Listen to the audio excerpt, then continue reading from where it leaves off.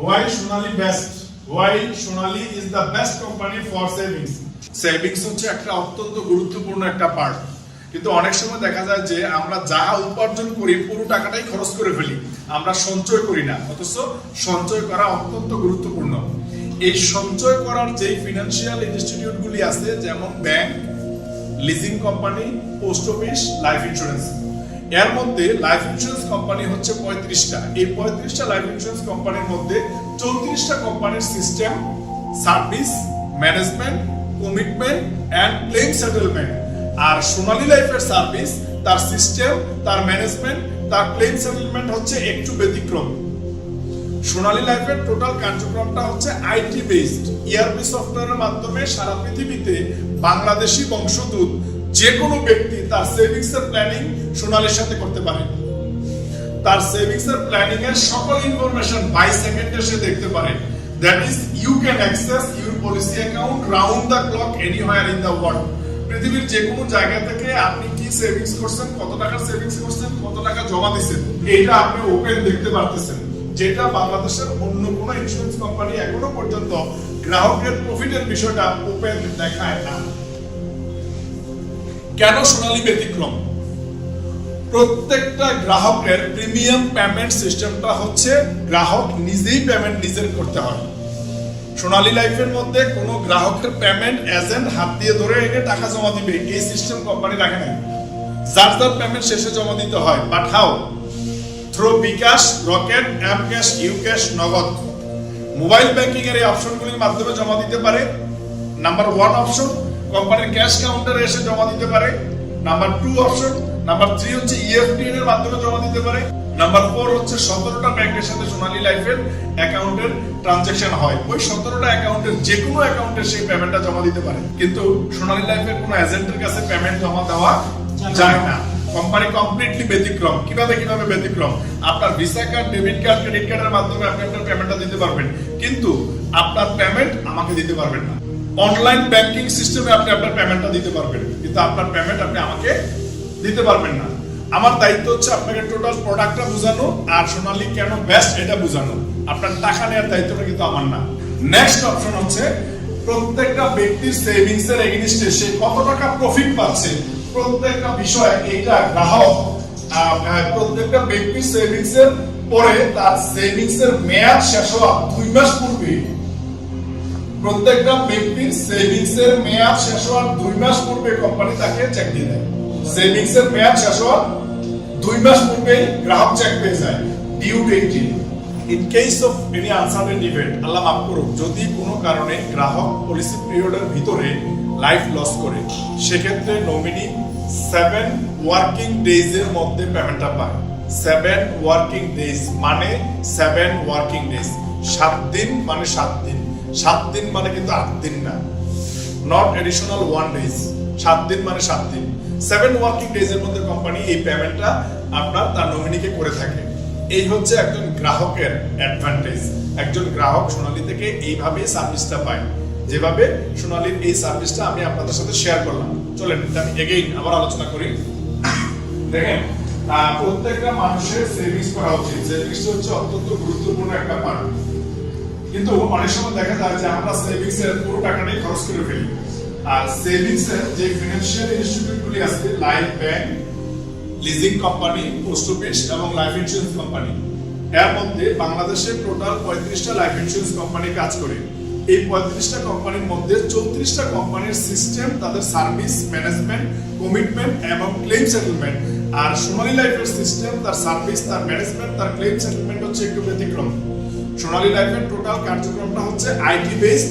ERP সফটওয়্যারের মাধ্যমে সারা পৃথিবীতে বাংলাদেশি বংশোদ্ভূত যে কোনো ব্যক্তি তার সেভিংস এর পরিকল্পনা সোনালীর সাথে করতে পারে, এবং তার সেভিংস এর পরিকল্পনার সকল ইনফরমেশন 22 সেকেন্ডে সে দেখতে পারে।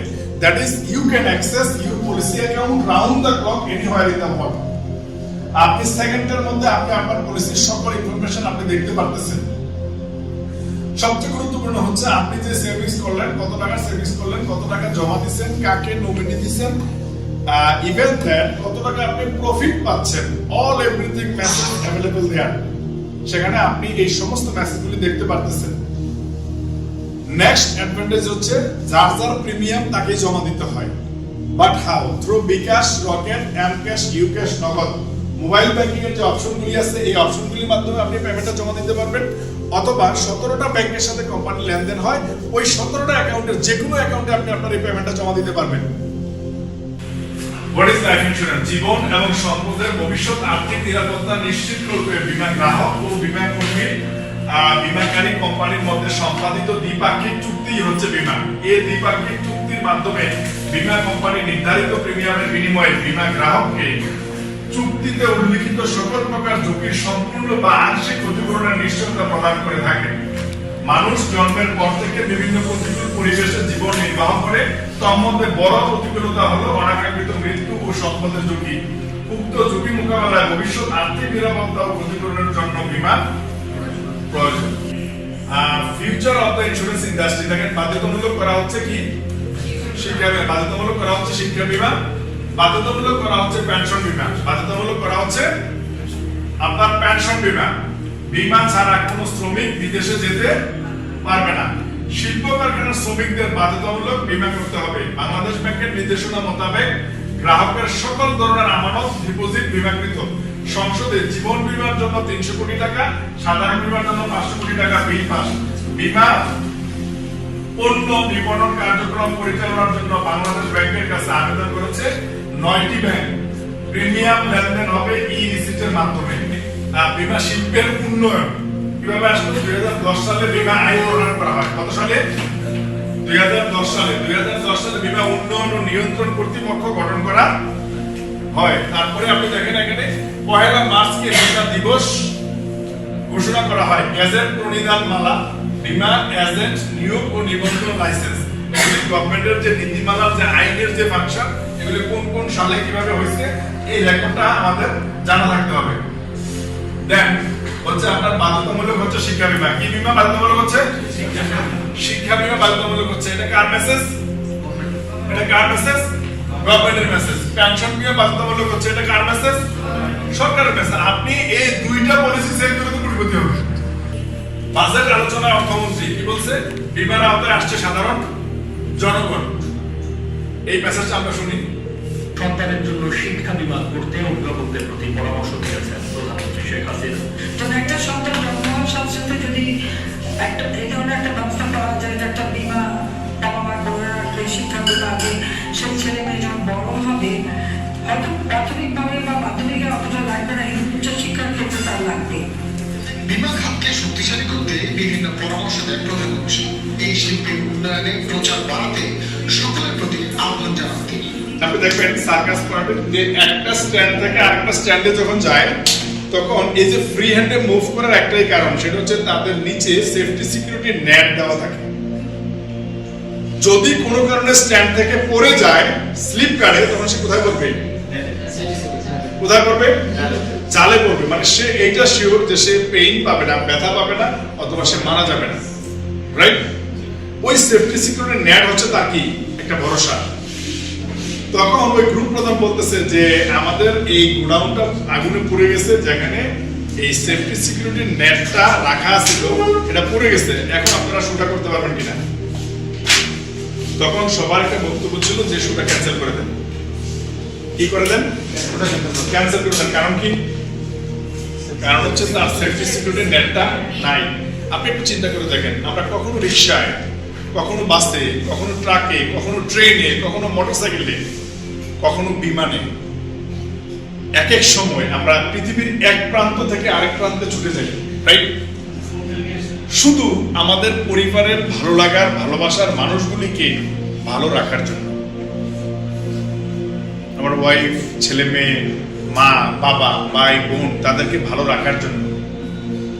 এই যে আপনি আপনার পরিশ্রমের মাধ্যমে, আপনার কর্মকাণ্ডের মাধ্যমে, আপনার অ্যাক্টিভিটিসের মাধ্যমে এই ভালো লাগার মানুষগুলিকে ভালো রাখার জন্য আপনি পৃথিবীর এক প্রান্ত থেকে আরেক প্রান্তে যাচ্ছেন।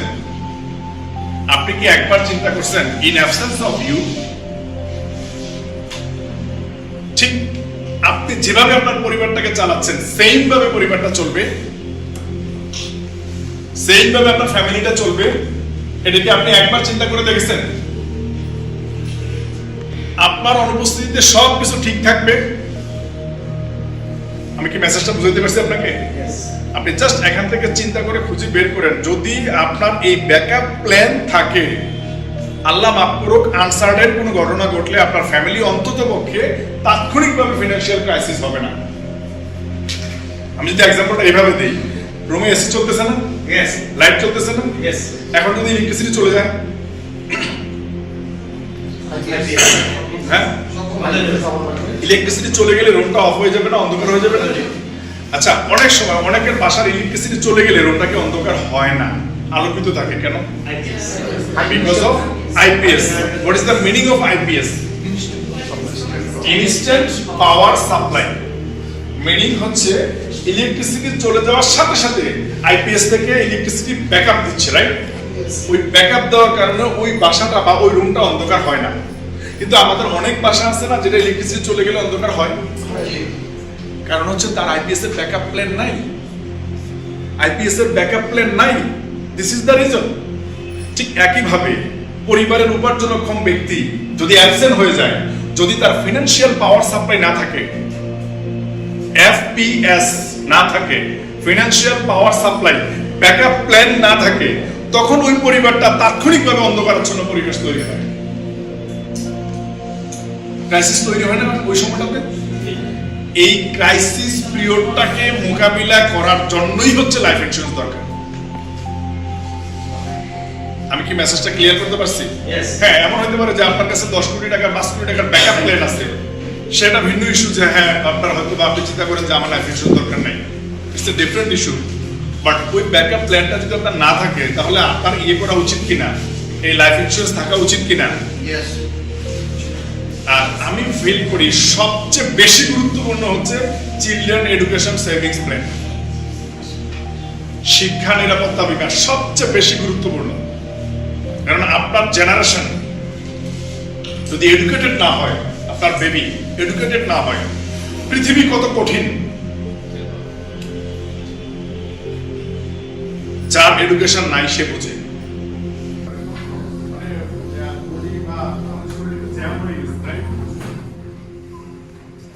We got it.